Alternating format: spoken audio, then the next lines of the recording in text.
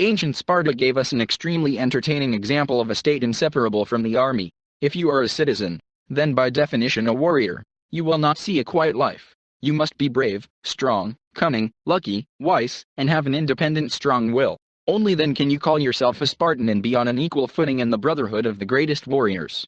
However, if you are pitiful, cowardly, weak-willed and convenient, then nothing will save you from falling into the mud. The god of war, embodied in the people of Sparta, will refuse to call you a son, because for him you are a shame, a black spot on a brilliant honor. Every day was a test for a Spartan. The citizens of Sparta were very different from those in Athens, Macedonia, and the Persian Empire. Many of them broke down on the way in obtaining the coveted citizenship. Of course, the weak were not killed, but they could not get citizenship. For these reasons, a myth arose that the Spartans never surrendered to the enemy. Indeed, this is an extremely rare occurrence, which still happened, as, for example, in the Battle of Sphacteria in 425 BC, during the Peloponnesian War.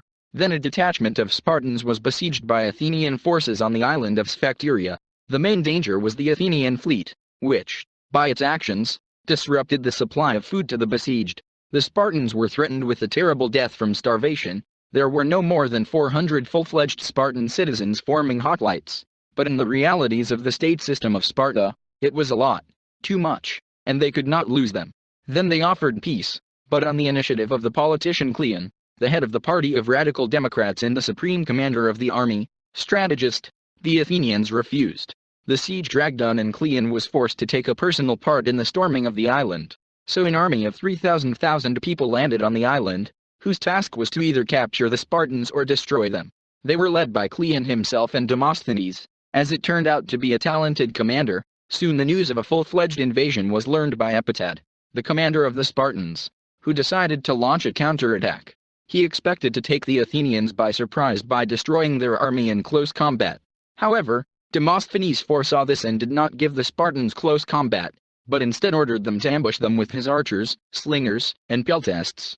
The Spartans suffered losses, but did not achieve what they wanted, and therefore were forced to retreat to the fortress on the island, their last frontier. The assault on the Athenians failed, but with the help of a trick they forced the Spartans to leave the fortress.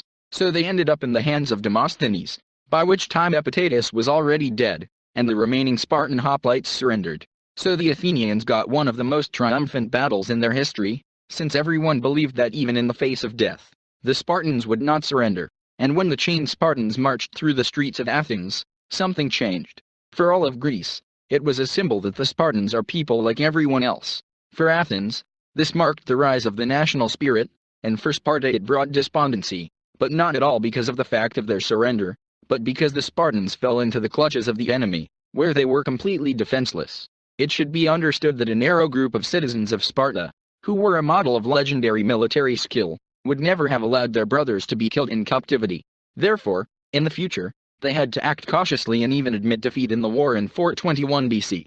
For some reason, people have not learned such an attitude towards their soldiers today. But while, because people in our vast states have practically nothing in common, the Spartans also formed a military brotherhood, where they were closer to each other than a mother to her child.